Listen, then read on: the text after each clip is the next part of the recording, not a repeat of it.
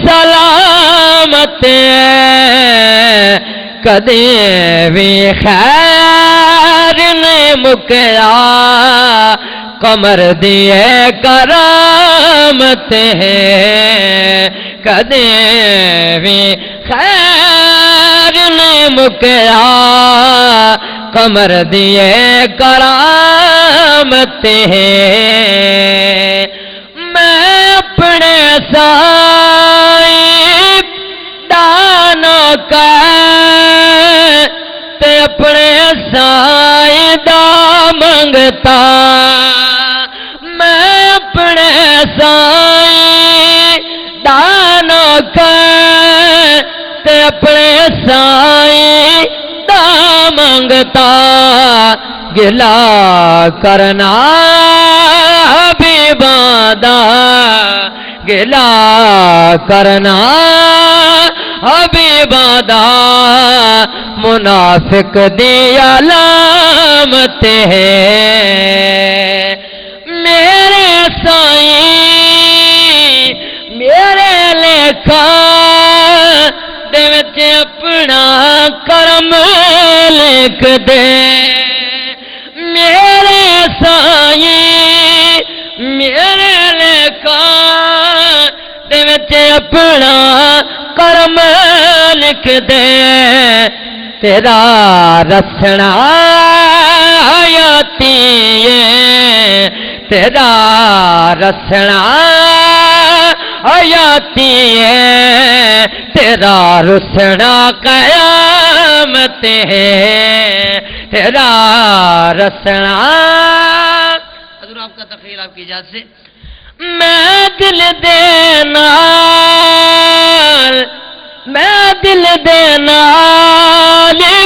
نیتی ہے تو وکرا نہیں رہنا میں دل دینا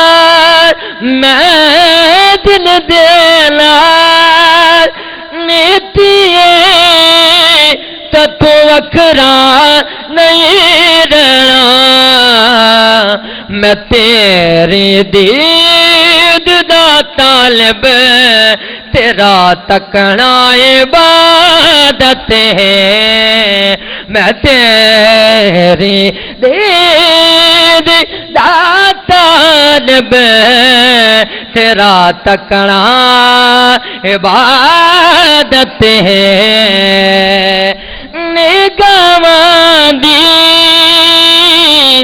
سرائی چو عطا دا ایک پیالہ بس نگاواں دی سرائی چو عطا دا ایک پیالہ بس میں پی کے توبہ کرنی گناہاں تے ندامت ہے کدے بھی خیر نہیں مکیا قمر دیے کرامت ہے خضر نے ڈکے کھانے سن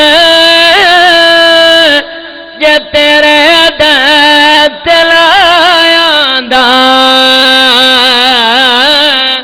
خضر نے ڈکے کھانے سن جے تیرے دلایا دا مہربانا سلطان تیری شانہ بڑے کرم کمانی بھلا ہوئے ککا وچ رل دے سن بخت میرے ککو لکھ بڑھانی بھلا اب بلا تاخیر پیر سیال لجپال کے غلاموں کی حوصلہ افزائی دل جوئی کے لیے میں حضور غریب نواز امیر شریعت زیب سجادہ آستانہ علیہ سیال شریف حضرت الحافظ خواجہ محمد حمید الدین صاحب سیالوی مدہ ذی الاقدس کی خدمت میں ملتمس ہوں کہ اپنے ارشادات عالیہ سے نوازیں تشریف لاتے ہیں حضور امیر شریعت مدہ ذی الاقدس نعرہ تکبیر نعرہ رسالت نعرہ تحقیق نعرہ حیدری لاجپال لاجپال اپنے اپنی جگہ پر تشریف رکھیں. تمام حضرات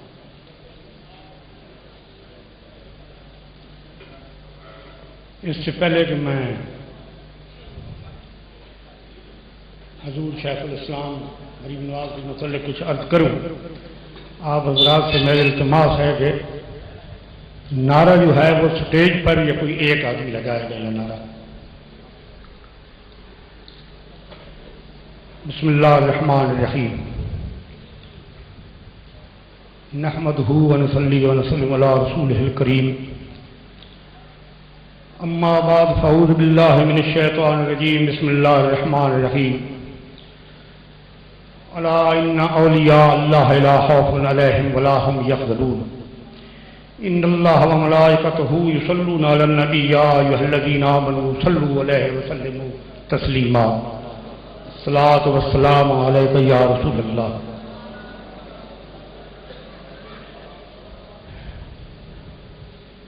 علماء کرام، معزز سامعین حضرات، میرے بزرگوں، بھائیوں، عزیزوں، صحافیوں، میری طرف سے آپ کی خدمت میں عاجزانہ سلام قبول ہو.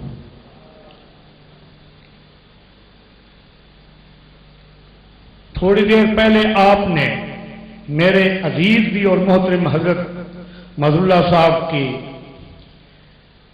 تقریر سن رہے تھے، اور میرے خیال میں کہ میں کوشش یہ کروں گا کہ وہ جو ان کی تقریر سے آپ کے دل پر جو اثر ہوا ہے اللہ کرے کہ وہ زائل نہ ہو. کیونکہ میں عالم نہیں، مفکر نہیں، محدث نہیں، بلکہ میں علماء کرام کے شاگردوں کی جوتیاں سیدھی کرنے کی لیاقت بھی نہیں رکھتا. جب آپ حضرات مجھے القاب سے یاد کرتے ہیں تو مجھے شرمندگی ہوتی ہے کہ ایسے القاب مجھے دیے جا رہے ہیں جس کا میں مستحق نہیں. لیکن میں سمجھتا ہوں کہ آپ یہ میرے نام سے منسوب نہیں کر رہے، بلکہ جس کی یاد میں آج کانفرنس منعقد ہو رہی ہے حضور شیخ الاسلام کے، تو فیض مجھے یہ مل رہے ہیں، اس کا صدقہ یہ مجھے مل رہے ہیں. تو آج اس عظیم الشان کانفرنس منعقد کرنے پر میں انتظامیہ کا شکریہ ادا کرتا ہوں اور تمام پیر بھائیوں کا تہ دل سے شکریہ ادا کرتا ہوں کہ انہوں نے میرا استقبال حضور شیخ الاسلام کے طفیل جس انداز سے کیا ہے، میرے خیال میں کسی سیاسی لیڈر کا یا وزیر کا نہیں ہوگا، کیونکہ وہ جبرن ہوتا اور یہ جو میرا استقبال کیا گیا ہے یہ دل سے کیا گیا اور حضور شیخ الاسلام کی یاد میں کیا گیا. حضرت مظہر اللہ صاحب نے ارشاد فرمایا ہے کہ حضور کی ذات کا احاطہ کرنا مشکل ہے. میں سمجھتا ہوں کہ کسی انسان کی بس میں نہیں ہے کہ حضور کی شان بیان کر سکے یا اس کی احاطہ کر سکے، کیونکہ جو شخص اتنا علم رکھتا ہے اور سرکار دو عالم صلی اللہ علیہ وسلم سے اتنی محبت رکھتا ہے، آپ فرماتے ہیں، لفظ جو فرماتے تھے ان سے مجھے تھوڑی سی ہچکچاہٹ ہوتی ہے، تھوڑا سا مجھے خوف آتا ہے، تھوڑے سے شرم بھی آتی ہے کہ جس ہستی کا میری خوابوں پر اثر ہے، میرے ذہن پر اس کا اثر ہے. میں بیان کرتا چلوں کہ حضور شیخ الاسلام، جب یہ لفظ شیخ الاسلام کا آتا ہے تو ذہن میں خواجہ قمر الدین کا نام آتا اور شیخ الاسلام کا نام نہیں آتا. میں یہ بھی یاد کرتا چلوں کہ جو بھی القاب ہوتا ہے یہ اللہ تعالیٰ کی طرف سے ہوتا ہے، نبی پاک کے طفیل ہوتا ہے اور نبی پاک عطا کرتا ہے. کسی کو اس نے محبوب الہی قرار دیا ہے، کسی کو محبوب سبحانی بنا دیا، کسی کو شیخ الاسلام بنا دیا. یہ تو اس کا کرم ہے، نبی پاک کے غلامی کا یہ صدقہ ہے. کسی کو فخر ہے اپنے علم پر، کسی کو فخر ہے اپنی کوٹھیوں پر، کسی کو فخر ہے اپنے مربع زمینوں پر، کسی کو عہدوں پر فخر ہے. ہمیں جو فخر ہے وہ ہے حضور شیخ الاسلام کی غلامی پر. اور ہم کیا فخر کر سکتے ہیں؟ یہ تھوڑا فخر ہے جیسے کہ مظہر اللہ صاحب فرما رہے تھے، سرکار دو عالم صلی اللہ علیہ وسلم جو شیخ الاسلام کو یہ گارنٹی دے رہے ہیں، خود اپنی زبان مبارکہ سے فرما رہے ہیں کہ اپنے تمام غلاموں کو سنبھال کے لے آنا، کوئی رہ نہ جائے۔ اس ہستی کی غلامی پر ہم جتنا بھی ناز کریں کہ کم۔ حضور کی سیاسی بصیرت دیکھیں، آپ کا علم دیکھیں، آپ کا فخر دیکھیں، آپ بے مثل و بے مثال ہیں۔ علم بھی ان پر فخر کرتا ہے، ولایت ان پر فخر کرتی ہے، فخر ان پر فخر کرتا ہے۔ حتیٰ کہ میں معذرت کے ساتھ عرض کروں کہ پیر جو ہے وہ اپنے مرید پر فخر کرتا ہے، خود فرماتا ہے، مجھے فرمایا خواجہ خان محمد رحمت اللہ علیہ توسی نے کہ دعا کرو میرا نام لے کر، کہا کہ دعا کرو کہ تیرے والد سے پہلے میں دنیا سے چلا گیا۔ نعرہ تکبیر، نعرہ رسالت، لجپال لجپال، کہ میں اس دنیا سے پہلے چلا جاؤں، کیونکہ اگر تیرا والد اس دنیا سے پہلے گیا تو یہ دنیا مجھے سونی سونی نظر آئے گی۔ میں کس کو اپنا یار کہوں گا؟ میں کس کو کہوں گا کہ یہ پیر پٹھان کا غلام ہے؟ غلامی دعویٰ یہ نہیں کہ آپ نعرہ لگا دیں پیر چال لجپال لجپال، ان کھوکھلے نعروں سے کچھ بھی نہیں ہوتا۔ یا یہ ہماری ٹوپی یا نشانی ہے، لال کنی ہے، یہ ویسے نہیں ہے۔ یہ اب آپ دیکھتے ہیں مسجد میں جاتے ہیں علماء کرام، بازار میں پھرتے ہیں کراکلی ٹوپی پہن کر۔ جب مسجد میں جاتے ہیں تو وہ کراکلی ٹوپی جو ہے وہ رکھ دیتے ہیں اور سر پر جو دستار یا رومال وغیرہ لے لیتے ہیں، کیونکہ ٹوپی سے ہماری نماز نہیں ہوتی۔ ہوگا کہ مسئلہ، اس مسئلے میں میں پڑھنا نہیں چاہتا۔ حضور شاہ خدا اسلام فرماتے ہیں، جبکہ وہ جمعیت علماء پاکستان کے صدر تھے، کراچی کے مقام پر عصر کے وقت نماز پڑھانے کے لیے کرم شاہ صاحب کو حکم ملا کہ تو نماز پڑھا، تو ان کے سر پر یہی ٹوپی تھی۔ آپ نے فوراً فرمایا کہ لوگوں کی نماز ٹوپی سے نہیں ہوتی اور میری ٹوپی کے بغیر نہیں ہوتی۔ اب یہ اگر یہ مسئلہ آپ یہ چھیڑیں کہ ٹوپی دستار ہونی چاہیے، رومال ہونا چاہیے، تو آپ میری بھی ٹوپی دیکھ رہے ہیں، پیر صاحب کے غلاموں کی ٹوپی بھی دیکھ رہے ہیں، اس کے اندر ایک دستار کی صورت میں ایک کپڑا لپیٹا ہوا، ٹھیک ہے؟ آپ دیکھ رہے ہیں، کسی بھی ٹوپی اتار کے دیکھ لیں، اس ٹوپی کے اندر جو ہے وہ دستار طرز کا ایک کپڑا لپیٹا ہوا، اس کے اوپر یہ ٹوپی ہے، دستار بھی ہو گئی، ٹوپی بھی ہو گئی۔ اگر یہ کہے کہ دستار کے بغیر نہیں ہوتی نماز، تو اس کو دکھا دو کہ اس کے اندر بھی ہے، دستار لپیٹی ہوئی ہے، رومال لپیٹا ہوا ہے، اس کے اوپر ٹوپی ہے، جیسے کہ کلے کے اوپر دستار ہوتی ہے۔ اگر اس دستار کے اوپر یہ ٹوپی یا کپڑا ہو جائے تو کیا ہے؟ یہ وسوسہ دل سے نکال دے۔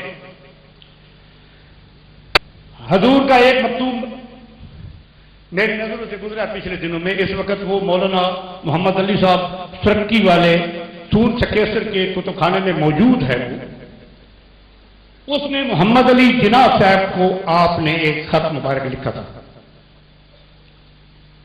محمد علی جناح میں اس لیے کہہ رہا ہوں کہ ایک دفعہ غلطی سے یا لا علمی سے میری زبان سے قائد اعظم کا لفظ نکل گیا اور ذکر تھا محمد علی جناح صاحب کا، تو حضور سخت ناراض ہوئے۔ آپ نے فرمایا کہ قائد اعظم ایک ہے دنیا میں آیا اور وہ ہے محمد رسول اللہ، اور کوئی قائد اعظم ہو ہی نہیں سکتا۔ اس لیے آپ جناح کہو، محمد علی جناح کہو، جناح صاحب کہو، جو بھی ادب کرو کرو، لیکن قائد اعظم جو ہے وہ ایک ہے اور وہ ہے اللہ کا رسول، اور کوئی قائد اعظم نہیں۔ آپ ان کو خط لکھتے ہیں کہ میرے پیارے جناح صاحب، آپ نے مسلمانوں کی دل کی ترجمانی کی، انگریزوں سے ہندوؤں سے جنگ لڑی، قانونی جنگ لڑی، ہمیں ملک لے کر دیا، ہم نے اس کے لیے قربانیاں دی، جیل کی صحبتیں برداشت کی، اپنی اولاد کے تن بدن پر جب ہم پھٹے پرانے کپڑے دیکھتے ہیں تو ہمیں کوفت بھی ہوتی ہے، لیکن ہم برداشت اس لیے کرتے ہیں کیونکہ ہم نے یہ ملک اللہ اور اس کے رسول کے حکم نافذ کرنے کے لیے حاصل کیا۔ میری بات آپ سمجھتے ہیں، میں اہل زبان نہیں ہوں، اگر کوئی غلطی ہو جائے تو معاف کریں۔ مجھے تکلیف وہ ہوتی ہے لیکن میں خوشی محسوس کرتا ہوں کہ اگر میری اولاد پر، بچوں کے تن بدن پر پھٹے پرانے کپڑے تو کیا ہوا، لیکن اس ملک میں جو ہم نے اتنی مشکلوں سے، مصیبتوں سے حاصل کیا ہے، اس میں نفاذ مصطفیٰ نافذ ہوگا جو آج تک نہیں ہو سکا۔ لیکن میں دیکھتا ہوں کہ میرے پڑوس میں جو رہتے ہیں ان کو دنیا کی ہر نعمت میسر ہے، اور ہم نے مسلم لیگ کو اس وقت، یہ میں مکتوب کی عبارت پڑھوں گا، ہم نے مسلم لیگ کو اس وقت اس میں شمولیت اختیار کی تھی جبکہ مسلم لیگ کا نام لینا بھی جرم تھا۔ انگریزوں کے آگے بڑے بڑے رئیس، بڑے بڑے نواب سر جھکاتے تھے، لیکن یہ فقیر جو ہیں وہ اللہ کے آگے جھکتے ہیں اور کسی کے آگے نہیں جھکتے۔ جب یہ اللہ اور اس کے رسول کی اطاعت کرتے ہیں، اللہ کے سامنے جھکتے ہیں، نبی کے حکم کی تعمیل کرتے ہیں، تو پھر دنیا ان کے آگے جھک جاتی ہے، یہ کسی کے آگے نہیں جھکتی۔ آپ دیکھتے ہیں کہ جب اس شہر میں وزیر آتے ہیں نا، آپ کے شہر میں وزیر، سڑکیں بند ہو جاتی ہیں، ہر چوک میں پولیس کھڑی ہو جاتی ہے۔ ہم بھی آ رہے تھے، راستے میں پولیس والے نے کہا کہ آپ کا ڈرائیور فون سن رہا ہے جی۔ میں نے کہا یہ غلطی تو ضرور کر رہا ہوگا، یہ بعد کی بات ہے، پہلے مجھے حضور شیخ الاسلام کی کانفرنس میں حاضری دینے جائے تاکہ وہ میری حاضری قضا نہ ہو جائے۔ میں عبادت سمجھتا ہوں حضور شیخ الاسلام کی کانفرنس میں شرکت کرنے کے لیے، عبادت سمجھتا ہوں ایمان سے۔ اس کا میں ذکر اس لیے کرتا ہوں، عالم تو ہوں نہیں، پہلے میں عرض کر چکا ہوں، مفسر بھی نہیں، مفکر بھی نہیں، محدث بھی نہیں، میں کیا ہوں؟ کچھ بھی نہیں، لیکن اتنا ضرور ہے کہ میں حضور پیر سیال پیر پٹھان ولی نور کا غلام ہوں، اس پر مجھے فخر ہے، اس پر مجھے ناز ہے۔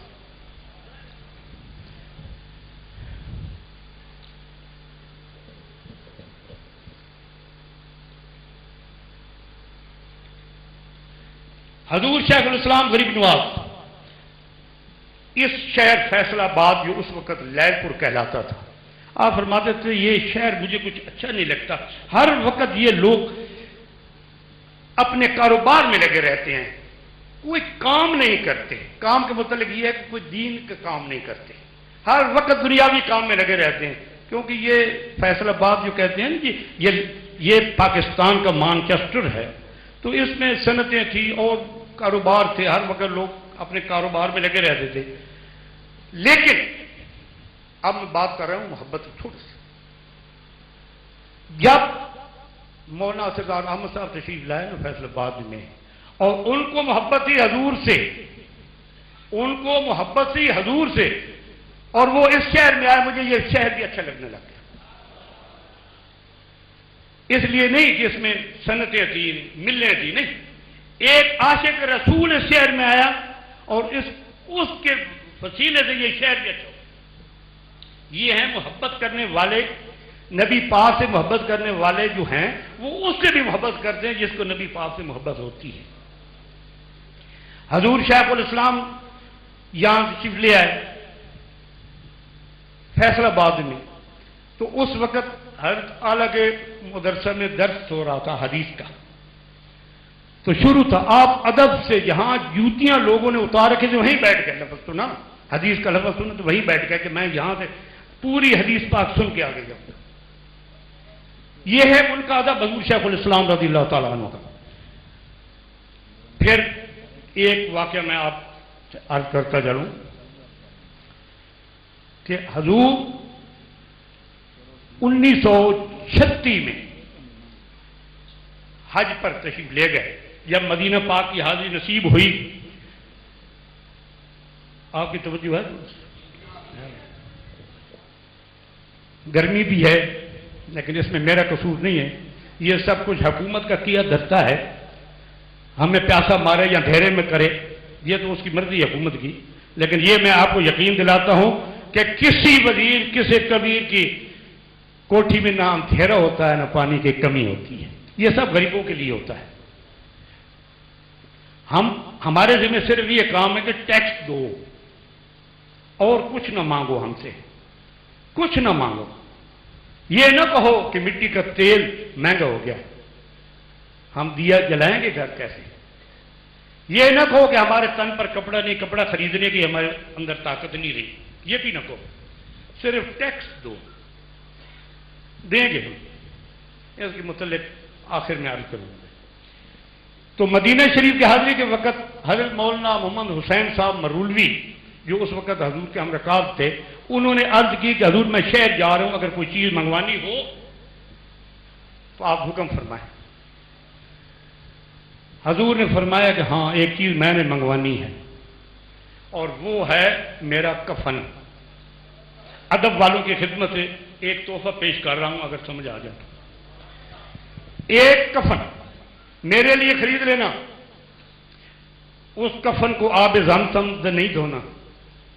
روضہ اطہر کی بہت بڑی شان ہے، اس کی جالی سے لگانا تو خیر بہت بڑی سعادت ہے، لیکن میری آرزو یہ ہے کہ اس کفن کو مدینہ شریف کے گلیوں میں بچھا دینا، تاکہ مدینہ شریف کا کوئی کتا اس پہ گزر جائے تو وہ لپیٹ کے میرے پاس لے آنے، کہ وہ مٹی جو ہے میرے لیے وہ بخشش کا ذریعہ ہو سکتی ہے۔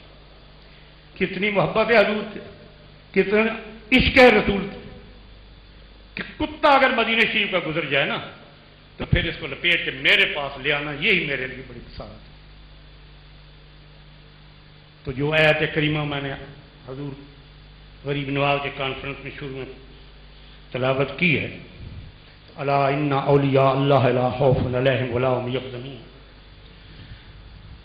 تو اللہ تعالیٰ اپنے ولی کے متعلق فرماتا ہے کہ میں علماء محدثین سے ادب سے عرض کروں گا، نہ ان کے دل میں کوئی خوف ہے، نہ کوئی انہیں کوئی غم ہے۔ اس کی گارنٹی کون دے رہا ہے؟ خود اللہ تعالیٰ، کہ ان کے دلوں میں خوف نہیں ہوتا، ان کے دلوں میں کوئی غم نہیں ہوتا۔ تو عجیب بات ہے، ایک انسان ہے اور اس کو کئی غم بھی ہو سکتے ہیں، خوف بھی ہو سکتے ہیں، لیکن اللہ فرماتا ہے میرے ولیوں کو غم اور خوف نہیں ہے۔ تو یہ سوچنے کی بات ہے کہ ان کو کیوں نہیں غم، کیوں نہیں خوف؟ حضرات گرامی، جس دل میں اللہ تعالیٰ کا خوف ہو اور جس دل میں محبت رسول ہو، اس میں اور کسی چیز کی جگہ ہو ہی نہیں سکتی۔ اس دل میں کیا اور کسی چیز کی گنجائش ہی نہیں ہے، اس لیے اللہ فرماتا ہے کہ ان کو کوئی خوف نہیں، کوئی غم نہیں ہے۔ تو حضور شیخ الاسلام غریب نواز رضی اللہ تعالی عنہ نے جب تک اس دنیا میں تشریف فرما رہے تو ان کی ایک ایک ادا جو تھی وہ سنت مصطفیٰ تھی، ایک ایک ادا۔ حضور فرماتے ہیں کہ جب مجھے کفن پہنایا جائے تو میرے ساتھ مسواک رکھ دینا، مسواک، یہ وضو کرتے وقت تو میرے کفن میں مسواک رکھ دینا، کیونکہ یہ سنت ہے اور میں فرشتوں کو بتا سکوں کہ میں نے سنت ترک نہیں کی، یہ حضور کو سنت بہت پسند تھی، یہ بھی میں اپنے ساتھ لے آیا۔ اتنا عشق، اتنی محبت۔ تو اپنی وصیت میں بھی حضور فرماتے ہیں، لکھتے ہیں، میرے پاس موجود ہے، کہ میری قبر میرے والد کے پہلو میں بنانا، پہلو میں۔ نعوذ باللہ لفظ آگے لکھا ہوا کہ نعوذ باللہ اگر وہاں جگہ نہ ہو تو حضرت کے قدموں میں بہر، روضہ شریف کے بہرنا۔ تو جب حضور کا وصال ہوا، مزار شریف کا وقت آیا تیار کرنے کا، تو جو وہاں موجود تھے لوگ وہ یہ گواہی دے سکتے ہیں کہ جب ناپی گئی وہ جگہ تو وہ کم تھی، مزار نہیں بن سکتی تھی، لیکن وہ وصیت کے مطابق جب میں نے ضد کی اور مستریوں نے وہ کام شروع کیا تو 5 سے 10 منٹ کے اندر انہوں نے کہا کہ جی مزار تیار ہے۔ میں نے کہا وہ کیسے؟ کہنے لگے کہ 1 یا 2 تکاریاں مٹی کے باہر نکلی ہیں اور کچھ بھی نہیں ہے، سب چیز تیار ہے اندر۔ اور آپ کہتے ہو کہ مٹی میں مل کے آدمی مٹی ہو جاتا ہے، خدا کی قسم میں نے حضور حضرت صالح خواجہ محمد ضیاء الدین صاحب کے بخش کی زیارت ان آنکھوں سے میں نے کی، ہزاروں غلاموں نے زیارت کی تھی کہ وہ بخش 50 سال پہلے بلکہ 60 سال پہلے جو مٹی میں دفن ہو چکا تھا اپنی اصلی حالت میں تھا۔ تو جب ان کے ساتھ کفن ہو یا بخش ہو اس کو مٹی نہیں کھا سکتی تو اللہ تعالیٰ کے ولی کو کیسے کھا سکتی ہے؟ یہ بھی یاد رکھیں کہ حضور شیخ الاسلام نے فرمایا تھا، حضور شیخ الاسلام کا فرمان سنیے کہ آپ فرماتے ہیں کہ جب آدمی اللہ تعالی کی نبی پر محبت سے درود شریف پڑھتا ہے تو 10 رحمتیں نازل ہوتی ہیں۔ آپ سب علماء جانتے ہیں۔ تو حضور شیخ الاسلام فرماتے تھے کہ یا اللہ حضور کی ذات پر لا تعداد دفعہ درود و سلام ہو، تو آپ اندازہ فرمائیں وہ ہر منٹ 1 سیکنڈ کے بعد کتنی رحمتیں سمیٹتے تھے۔ حضور سے عشق تھا، حضور سے محبت تھی۔ حضرت امیر خسرو علیہ رحمت نے بھی ادب سے اپنے پیر محبوب الہی حضرت خواجہ نظام الدین اولیاء غریب نواز کے بارے میں شعر لکھا ہے، فرمایا ہے فخرم بسست این کے کمینہ سگے تو ہم نازم بآں زمان کے بلطف ہم خریدے۔ آگے فرماتے ہیں خسرو کے پس بلند شدی در طریق عشق، معذرت کے ساتھ عرض کرتا ہوں علماء کرام، خسرو کے پس بلند شدی در طریق عشق، یعنی سگائے بوس سگانش رسیدے، یعنی سگائے بوس سگانش رسیدے۔ تو حضرت شیخ الاسلام فرماتے ہیں استخوان پارہ ماں۔ اب میں موازنہ کروا رہا ہوں آپ سے کہ آپ خود اندازہ فرما لیں کہ ادب کا مقام کیا تھا۔ استخوان پارہ ماں مغفگن پیش ہما کی تعلق بجناب سگے لیلا دار۔ کیا عشق، کیا محبت ہے سرکار کے ساتھ۔ تو ہر ادا جو سنت مصطفیٰ ہو، کھانا ہے تو اس لیے کھانا ہے کہ یہ مجھے اٹھائے، میں اس کو نہ اٹھاؤں۔ 24 گھنٹے میں کچھ چند نوالے جو کچھ لے لینا۔ حضرت داتا گنج بخش پاس ایک خادم تھا، 1 ماہ 2 ماہ اس نے خدمت میں گزارے، اجازت لے کے روانہ ہوا کہ حضور میں اتنا عرصہ رہا ہوں آپ کی خدمت میں، آپ کی میں نے کوئی کرامت نہیں دیکھی، اس لیے مجھے اجازت دو۔ آپ نے فرمایا کہ اتنا عرصہ تو جو میرے پاس رہا ہے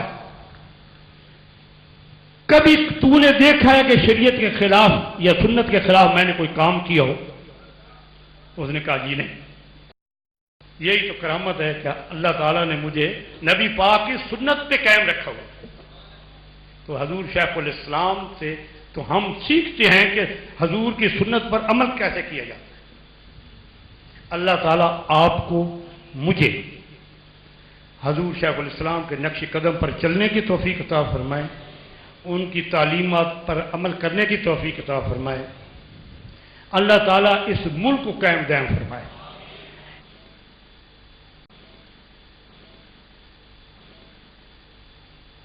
اور مسلمانوں کو، عالم اسلام کو اتحاد نصیب فرمائے۔ اللہ تعالیٰ ہمیں ایمان سلامتی کا نصیب فرمائے۔ وآخر دعوانا الحمدللہ رب العالمین۔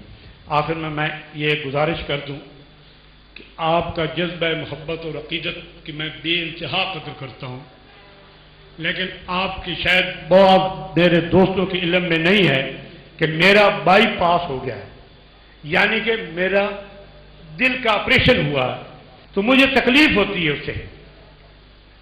ان کو پتہ نہیں ہے، ان کلپوں کو، کیونکہ یہ سٹیل کے ہیں تو نہیں پتہ کہ آپ عقیدت کے احترام سے مجھے دھکا دے رہے ہیں۔ اس لیے آپ سے میری التماس ہے، گزارش ہے کہ 2 فٹ کم از کم دور رہیں تاکہ مجھے دھکا نہ لگے، مجھے تکلیف۔ میں عام جلسوں میں نہیں جاتا۔